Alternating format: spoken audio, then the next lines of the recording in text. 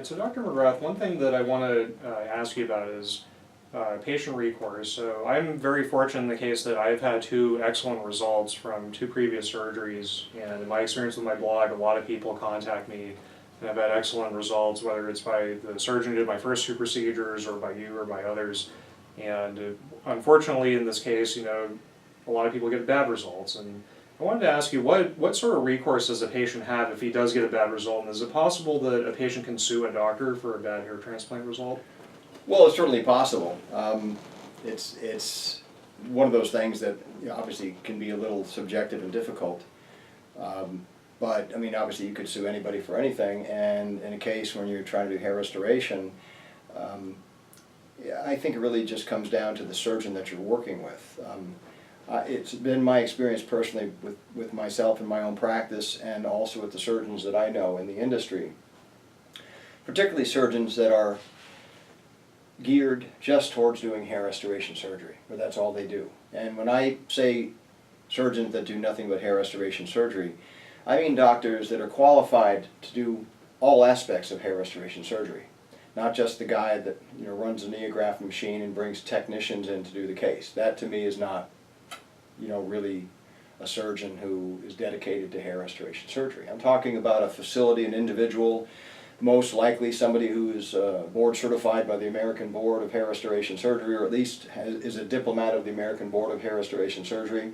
Why I bring that up and why I think that's important is that it shows that that individual has been vetted by their peers, and there's actually been a process they've gone through to show that they know how to do good work, and that they're dedicated to the field of hair restoration surgery.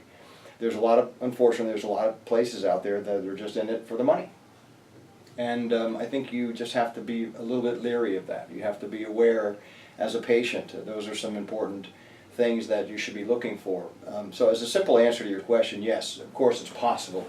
But I think a little bit of prevention, a pound of prevention is warranted in a case like this, not just an ounce.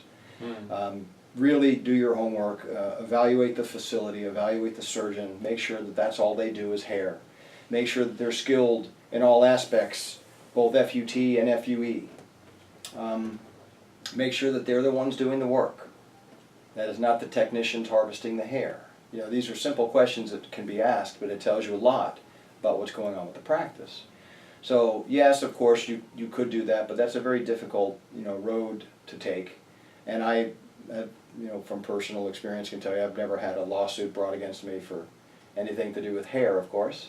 But my patients are happy patients too, because I take a lot of time and effort to make sure that what we're recommending for them is going to be successful. Just like in your case, where you had two previous surgeries and you've been very pleased. The surgeon's a good surgeon. He does good work. He takes pride in his work. Those are all aspects that are going to lead the patient to knowing that, hey, I'm going to have a successful outcome, versus just some facility that is doing this to try to make some extra money. And I think nowadays patients are pretty savvy. They know what to look for. And those are some criteria that I think can help a patient in making a decision. Number one, does the surgeon that they're looking at, is that all they do is hair? Very important.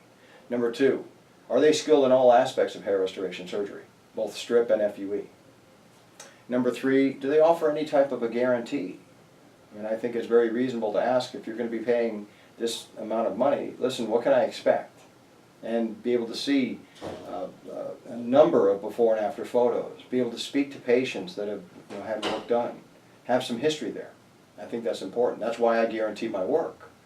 I've said this before in other videos, and I know a lot of patients follow me and find me through YouTube and different venues, but I think it's just a basic tenet that I don't think that somebody should pay for something that doesn't work.